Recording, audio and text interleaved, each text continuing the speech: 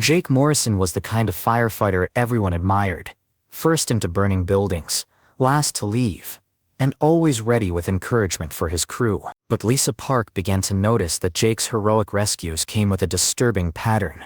He always seemed to know exactly where victims would be trapped, almost as if he'd planned their locations himself. Welcome to a story that will shake your trust in heroes and prove that sometimes the most dangerous person in your life is the one you depend on to save it. Before we dive into this chilling tale of betrayal and courage, tell me in the comments, have you ever suspected someone close to you of something terrible? And if you believe that real heroes sometimes have to fight other heroes, hit that subscribe button. This story needs to be told. Portland Fire Station 19 had always been known for its exceptional response times and successful rescue operations. Located in the heart of the Riverside neighborhood, the station served a diverse community of families, elderly residents, and small businesses that had been the backbone of the area for decades. Among the crew of Station 19, no one was more respected than Jake Morrison. At 31 years old, Jake had been with the Portland Fire Department for 8 years, and his record was spotless. He had more successful rescues than any other firefighter in his class, had received commendations for valor on 3 separate occasions, and was being considered for promotion to lieutenant. Jake was the kind of person who made firefighting look easy. He moved through burning buildings with an almost supernatural confidence, always seeming to know which way to turn, which doors to avoid, and where survivors were most likely to be found. His colleagues attributed this to natural instinct and excellent training, but Lisa Park was beginning to wonder if there was another explanation. Lisa had joined Station 19's crew 6 months earlier, transferring from a busier station downtown where she'd spent the first 11 years of her career. At 34, she was one of the most experienced firefighters at the station, with a reputation for methodical investigation and careful attention to detail that had made her valuable during fire investigation procedures. The partnership between Lisa and Jake had been immediate and effective. They worked well together, their skills complementing each other perfectly. Jake's aggressive approach to search and rescue balanced Lisa's more cautious, analytical style. Together, they had successfully completed dozens of emergency calls without incident. But lately, Lisa had been noticing things that didn't quite make sense. The pattern began to emerge during what should have been a routine apartment fire on Riverside Drive. The call came in at 3:17 a.m. on a Tuesday morning. Structure fire, residential building. Possible occupants trapped on second floor. Engine 19 arrived on scene within 4 minutes, finding a 2-story apartment building with heavy smoke pouring from the upper window. The fire appeared to have started in a first-floor unit and was spreading rapidly toward the stairwell that provided the only escape route for second-floor residents. While Lisa worked with the rest of the crew to establish water supply and ventilation, Jake immediately headed for the building's entrance. "I'll check for survivors," he called out, disappearing into the smoke-filled structure before anyone could stop him. What followed was a textbook rescue operation. Jake emerged from the building carrying an elderly man who had been trapped in a second-floor apartment. The victim was conscious, breathing, and suffered only minor smoke inhalation. Jake went back in twice more, bringing out a woman and her teenage daughter who had been overcome by smoke in their bedroom.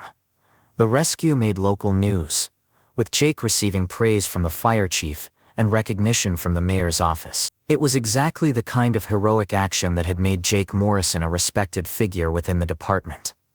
But Lisa couldn't shake the feeling that something about the operation had been wrong. The problem wasn't with Jake's performance. His rescues had been flawless. The problem was with his knowledge. Jake had navigated the smoke-filled building as if he'd been there before, heading directly to the apartments where survivors were trapped without the usual searching and calling that characterized most rescue operations. When Lisa mentioned her observations to Captain Rodriguez, her concerns were dismissed as the natural result of Jake's experience and training. "Morrison's got good instincts," the captain explained. "That's why he's being considered for promotion." But Lisa's instincts were telling her something different. Over the following weeks, Lisa began keeping an informal log of the station's emergency calls. What she discovered was disturbing enough to make her question everything she thought she knew about her partner. During her 6 months at Station 19, the Riverside neighborhood had experienced an unusual number of structure fires. Most were residential, involving apartment buildings or single-family homes. The fires typically occurred during late-night hours when visibility was poor and response times were extended due to lighter staffing. More troubling was the pattern of Jake's involvement. He had been present for every major fire in the neighborhood, and his rescue operations had been consistently successful. While other firefighters occasionally failed to locate trapped victims or arrived too late to prevent serious injuries, Jake's track record was perfect. Lisa's investigative background made her naturally suspicious of statistical anomalies. In her 11 years of experience, she had never encountered a firefighter with such a consistently high success rate, especially when operating in unfamiliar buildings under challenging conditions. The breakthrough came during a warehouse fire on Industrial Avenue. The building was a converted storage facility that had been renovated into artist studios and small workshops. The fire started around midnight, apparently in a woodworking shop on the ground floor. When Engine 19 arrived, Jake immediately began surveying the building's exterior, walking the perimeter with what appeared to be casual interest. But Lisa noticed that his examination was methodical and thorough, as if he was looking for something specific. "Jake," Lisa called out, "Captain wants us to establish entry through the main entrance." Jake nodded, but continued his circuit of the building. "Just checking for secondary exits," he replied.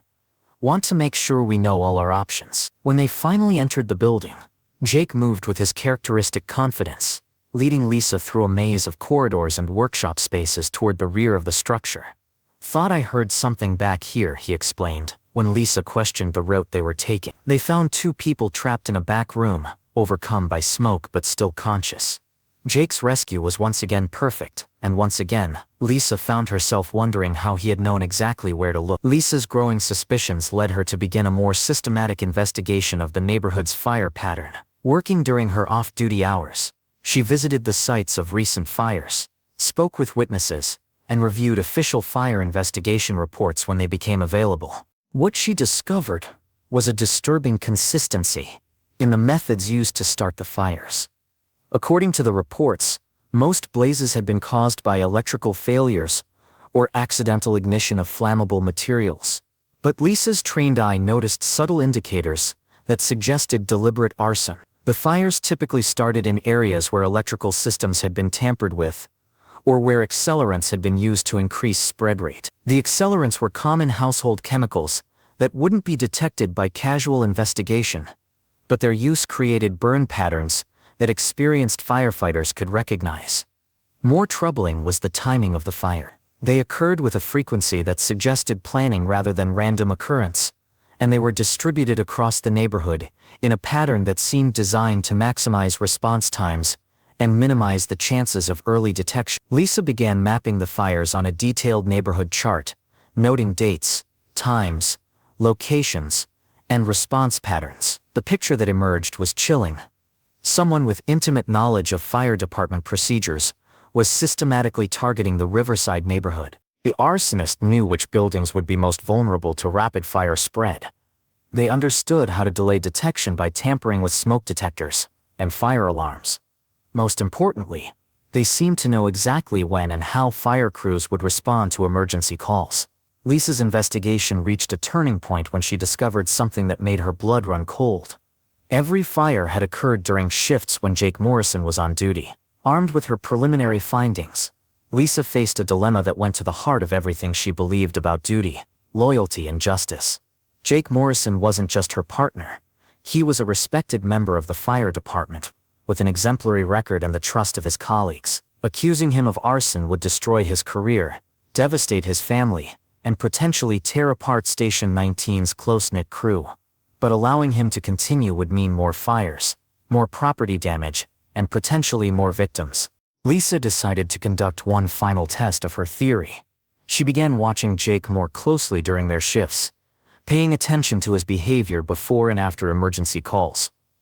What she observed confirmed her worst fears. Before major fires, Jake would become unusually tense and alert, checking his equipment repeatedly and monitoring radio traffic with an intensity that went beyond normal preparedness. During the fires themselves, his performance was flawless, almost too flawless, as if he knew in advance what they would encounter.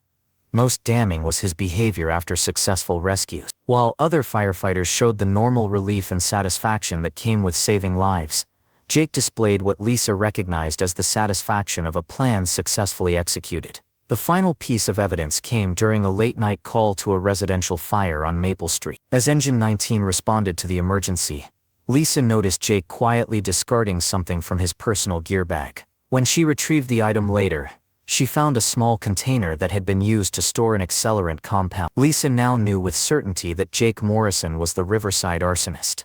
But her troubles were just beginning, because Jake had begun to notice that his partner was watching him.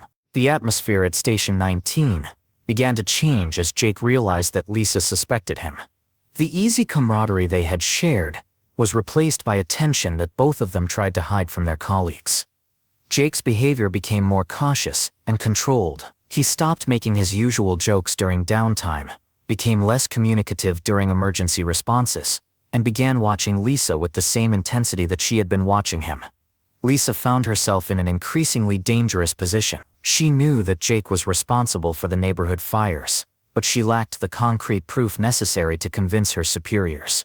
Meanwhile, Jake's growing awareness of her suspicions put her at risk from someone who had already demonstrated a willingness to endanger innocent lives. The situation escalated during a routine equipment check, when Jake approached Lisa while she was working alone in the station's equipment bay.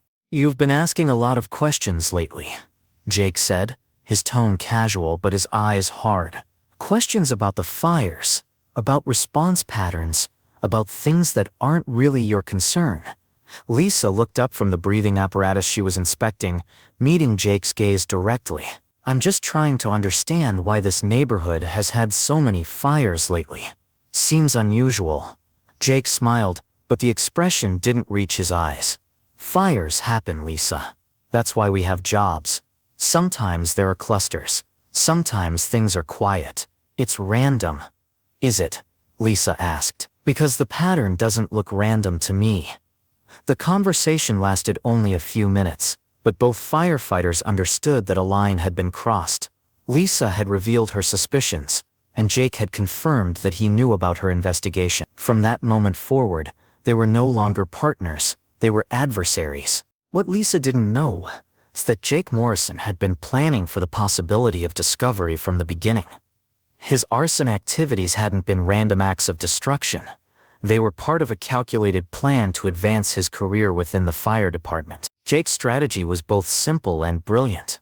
By starting fires in the neighborhood served by Station 19, he could ensure that he would be present for the response and rescue operations. His consistently successful performance during these emergencies had already earned him recognition and was positioning him for promotion. But Jake's plan had a darker element. He intended to eliminate anyone who threatened to expose him. Lisa's investigation made her a liability that needed to be addressed. Jake began planning Lisa's elimination with the same methodical approach he had used for his arson activities. He studied her behavior patterns, identified her vulnerabilities, and began setting up a situation where her death would appear to be a tragic accident during a dangerous rescue operation. The opportunity came when Jake learned about a planned inspection of an abandoned warehouse on Industrial Boulevard. The building was scheduled for demolition, but safety regulations required a final inspection to ensure that no hazardous materials or squatters were present. Jake volunteered to conduct the inspection with Lisa, claiming that the experience would be valuable for her development as a firefighter. What he actually planned was to start a fire in the building while Lisa was inside, then claim that she had become trapped during an emergency response. The plan was elegant in its simplicity. Jake would be seen as a hero who had risked his life trying to save his partner. Lisa's death would be viewed as a tragic accident, and her investigation into the neighborhood fires would die with her. But Jake had made one critical error. He had underestimated Lisa Park.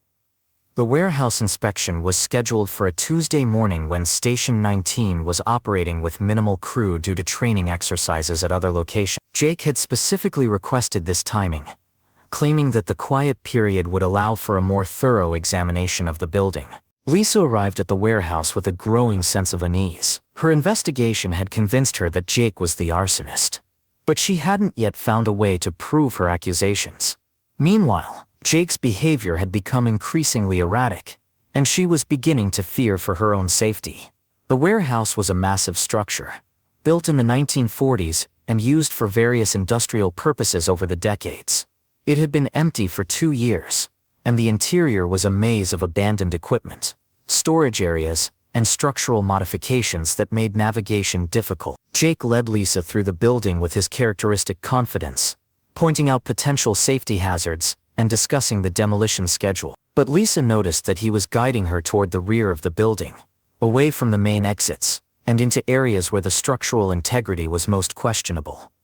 "This section has the most damage," Jake explained as they entered a large storage area filled with abandoned machinery. "We should check for any hazardous materials that might complicate the demolition." Lisa nodded and began examining the storage containers and equipment. But she was also watching Jake, and what she saw confirmed her worst fears. Jake was systematically positioning small devices in locations that would create maximum fire spread and structural damage. When Jake thought Lisa wasn't looking, he activated what appeared to be a timer mechanism. Lisa realized with horror that Jake wasn't just conducting an inspection. He was setting up a fire that would trap both of them in the building. But Lisa had come prepared for this possibility. "Jake," Lisa said quietly, "I know what you're doing." Jake froze, his hand still on the incendiary device he had just activated. For a moment, neither firefighter moved. Then Jake slowly turned to face his partner, his expression shifting from surprise to cold calculation. "What exactly do you think I'm doing, Lisa?" Lisa stepped back, maintaining distance while keeping Jake in sight. "You're the arsonist. You've been setting fires in the Riverside neighborhood for months. And now you're planning to burn down this building with me inside it." Jake's expression didn't change, but Lisa could see his muscles tensing as he prepared to act. "That's a very serious accusation. Do you have any proof?" "I have enough," Lisa replied. "The timing of the fires, your perfect rescue record, the accelerants in your gear bag. I've been documenting everything." Jake nodded slowly. "Yes, I thought you might be. You always were too smart for your own good." The admission hung in the air between them like a confession. Jake was no longer pretending, no longer maintaining the facade of the heroic firefighter. Lisa was looking at the real Jake Morrison for the first time, and what she saw was terrifying. "Why?" Lisa asked. "Why destroy people's homes? Why put innocent lives at risk?" Jake's answer revealed the depth of his narcissism and ambition. "Because I'm good at it. Because it gets me the recognition I deserve. Do you know how many firefighters spend their entire careers without a single major rescue? I've had dozens. By creating the emergencies yourself. By creating opportunities to be a hero." Jake corrected. "The fires would have happened anyway, eventually. I just accelerated the timeline." Lisa realized that Jake had convinced himself that his actions were justified, that his arson activities were somehow serving a greater good. She was dealing with someone who had completely lost touch with moral reality. "And the people you've trapped? The families you've terrorized?" Jake shrugged. "I've never let anyone die. My rescue record is perfect. Because you know where they'll be trapped. Because you planned it that way." "Exactly. It's called preparation, Lisa. Something you should have done before you started investigating me." Jake's attack came without warning. A sudden lunge designed to overpower Lisa before she could escape or call for help. But Lisa had been anticipating this moment, and her response was immediate and effective. Using techniques learned during firefighter training and self-defense courses, Lisa deflected Jake's initial assault and created distance between them. Jake was larger and stronger, but Lisa was faster and had the advantage of knowing that she was fighting for her life. The battle took place in the confined space of the warehouse storage area, with both firefighters using their knowledge of building layouts and emergency procedures to gain tactical advantages. Jake tried to force Lisa toward areas where he had planted incendiary devices, while Lisa worked to reach the exits and escape routes. But the fight was complicated by the timer that Jake had activated. Smoke was already beginning to appear in other parts of the building, and Lisa could hear the crackling sounds that indicated fire was spreading rapidly through the structure. "You can't stop this," Jake gasped, as they struggled near a pile of abandoned machinery. "The fire is already started. Even if you get out, I'll just say you died trying to rescue me." Lisa realized that Jake's plan was still viable even if she survived the immediate confrontation. Unless she could prove his guilt, He would simply claim that she had died heroically during an accidental fire. But Lisa had one advantage that Jake didn't know about. She had recorded their entire conversation using a digital recorder hidden in her equipment vest. During their struggle, Lisa managed to activate the emergency beacon in her radio, sending a distress signal that would bring backup from other fire stations. But she also had to survive long enough for help to arrive, and the spreading fire was making their situation increasingly dangerous. Jake's desperation made him more dangerous, but also more careless. As smoke filled the storage area and visibility decreased, he began making tactical errors that Lisa was able to exploit. When he lunged at her near a stack of metal drums, Lisa dodged and Jake crashed into the containers, stunning himself temporarily. Lisa used the opportunity to restrain Jake with equipment from her gear kit, securing him to a piece of heavy machinery that would prevent his escape. Then she began working to extract both of them from the burning building. "You're insane if you think you can prove anything," Jake shouted as Lisa dragged him toward the nearest exit. "It's your word against mine, and I'm the one with the perfect record." Lisa didn't respond immediately, focusing instead on navigating through the smoke-filled corridors toward the warehouse's main entrance. But when they reached safety and other firefighters began arriving on scene, she pulled out the digital recorder that had captured Jake's confession. "Actually," Lisa said as she handed the device to Captain Rodriguez, "it's your word against your own words." The recording contained everything: Jake's admission that he was the arsonist, his explanation of his motives, and his threats against Lisa's life. Combined with the physical evidence Lisa had been collecting, it provided overwhelming proof of Jake's guilt. Jake Morrison's arrest sent shockwaves through the Portland Fire Department and the Riverside neighborhood community. The revelation that a trusted firefighter had been deliberately setting fires for personal gain challenged everything people believed about the heroes who risked their lives to protect them. The investigation that followed revealed the full scope of Jake's crimes. Over 8 months, he had been responsible for 14 separate fires that had destroyed property worth over $2 million and displaced dozens of families. His careful planning had prevented fatalities, but several people had been seriously injured, and the psychological trauma to the community was immeasurable. During his trial, prosecutors painted a picture of a narcissistic individual who had manipulated the system for personal advancement. Jake's defense attorneys argued that his perfect rescue record proved he had never intended to harm anyone, but the jury was unconvinced by claims that seemed to ignore the obvious recklessness of his actions. Lisa testified as the prosecution's key witness, describing her investigation and the evidence that had led to Jake's exposure. Her recording of his confession was played in court, providing undeniable proof of his guilt and his willingness to kill to protect his secret. Jake Morrison was sentenced to 25 years in prison for arson, reckless endangerment, and attempted murder. He was also ordered to pay restitution to his victims, though the financial compensation could never fully address the damage he had caused to the community's sense of security. Lisa Park's courage in exposing Jake Morrison earned her recognition from law enforcement agencies, fire department leadership, and the community she had protected. The Portland fire chief presented her with the department's highest honor for valor, citing her dedication to justice, even when it meant confronting a colleague. But Lisa's most meaningful recognition came from the families whose lives had been disrupted by Jake's fires. Several victims attended the award ceremony, thanking Lisa for her persistence in uncovering the truth and preventing additional attacks. "Lisa Park saved our neighborhood," said Maria Santos, whose apartment had been destroyed in one of Jake's fires. "She didn't just put out the flames, she stopped the person who was lighting them."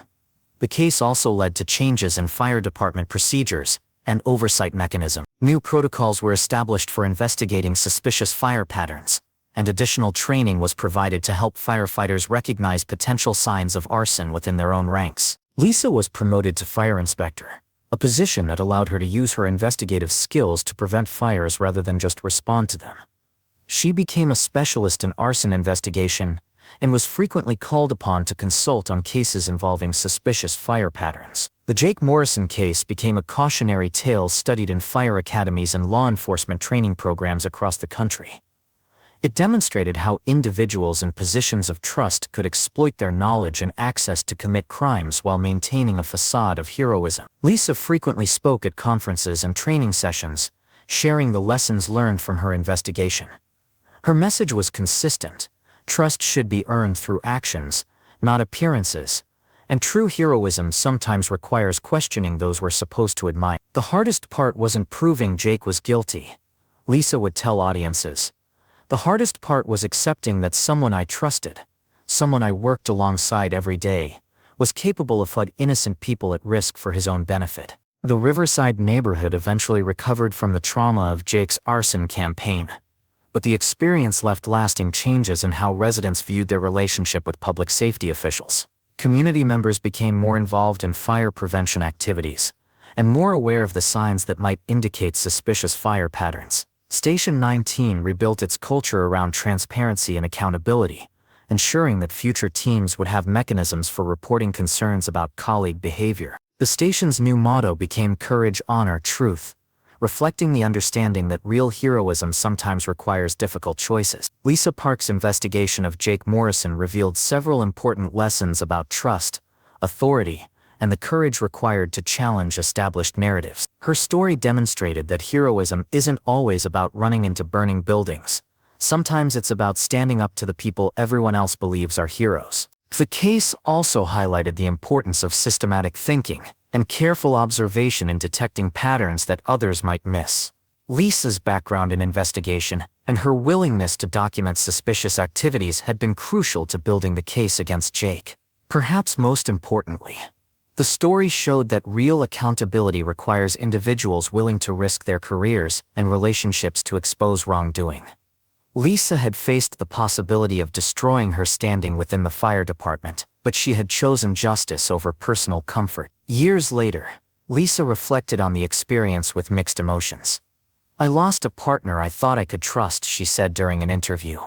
"But I gained something more important, the knowledge that I could trust myself to do the right thing, even when it was difficult." Today, Lisa Park continues to serve as a fire inspector in Portland, where her work prevents countless fires through education and enforcement of safety regulations. She has become a respected figure in the fire service community, known for her integrity and her commitment to protecting people rather than protecting institutions. Jake Morrison remains in prison, where he has reportedly expressed remorse for his actions, but has never fully explained the psychological factors that led him to betray the oath he had taken to protect and serve. His case remains a subject of study for criminologists interested in understanding how trusted professionals can become threats to communities they serve. The story of Lisa Park and Jake Morrison reminds us that heroes and villains don't always look the way we expect them to. Sometimes the most dangerous person in your life is the one you depend on to save it. And sometimes the real hero is the person brave enough to question everyone else's hero. In a world where we often accept appearances at face value, Lisa's story teaches us to trust our instincts, investigate our suspicions, and remember that true courage isn't always about fighting fires. Sometimes it's about fighting for the truth, no matter where that truth leads. So I ask you, have you ever suspected someone in authority of wrongdoing?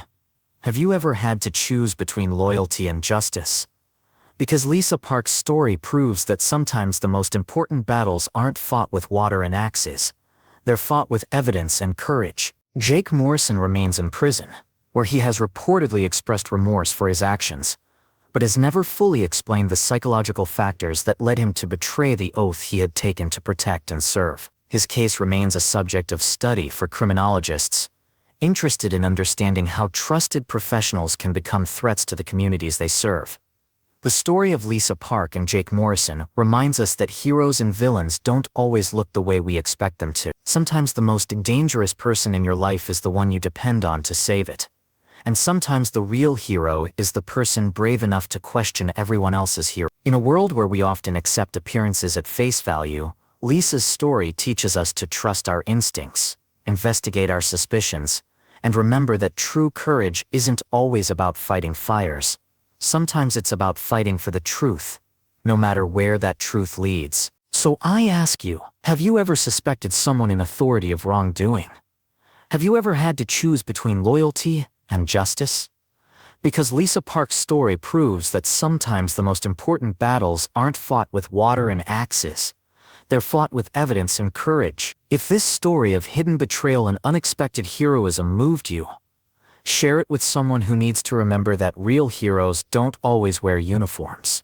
Subscribe to make sure you never miss stories that reveal the complexity of courage and the importance of standing up for what's right. Remember, in a world where trust can be exploited and authority can be abused, sometimes the most heroic thing you can do is question the heroes everyone else believes in.